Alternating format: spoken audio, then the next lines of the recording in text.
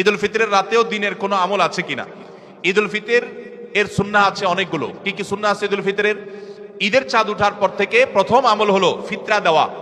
পরিবারের সবার তরফ থেকে গরিব অভাবী লোকদের কাছে, আপনার পরিবারে 5 জন হলে 5 জনের পক্ষ থেকে ফিতরা আপনি খাবার পৌঁছে দিবেন গরিবের বাসায়। এটা হলো প্রথম আমল। দ্বিতীয় হলো ঈদের চাঁদ দেখা গেছে তাকবীর শুরু করবেন, আল্লাহু আকবার, আল্লাহু আকবার, লা ইলাহা ইল্লাল্লাহু, আল্লাহু আকবার, আল্লাহু আকবার ওয়ালিল্লাহিল হামদ। বেশি বেশি করে পড়তে থাকবেন। এটা পুরুষ হোক নারী হোক সবাই, পুরুষ একটু জোরে জোরে, মহিলা একটু আস্তে আস্তে।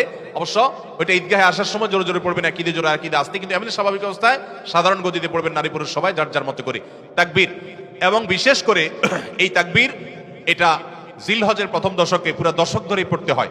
যাই হোক, এই ঈদের চাঁদ উঠার পর থেকে ঈদের নামাজ পড়তে তাকবীর আমরা শেষ করে পড়তে থাকবো। তৃতীয়ত হলো মেসওয়াক করবেন। 4 নম্বর হলো গোসল করবেন ঈদের দিন উপলক্ষে। 5 নম্বর হলো সুন্দর পোশাক পরবেন, যা আছে এর মধ্যে সুন্দর, নতুন হওয়া জরুরি না। 6 নম্বর হলো সুগন্ধি ব্যবহার করবেন। 7 নম্বর হলো আপনার খেজুর খেয়ে তারপরে ঈদগাহে আসবেন, খেজুর খেয়ে মিষ্টি মুখ করে ঈদ উল ফিতর ঈদগাহে আসবেন। এরপরের সুন্নাত হলো যে রাস্তায় ঈদগাহে যাবেন আরেক রাস্তায় ঈদগাহ থেকে ফেরত যাবেন। এগুলো হলো ঈদের সুন্নাহ।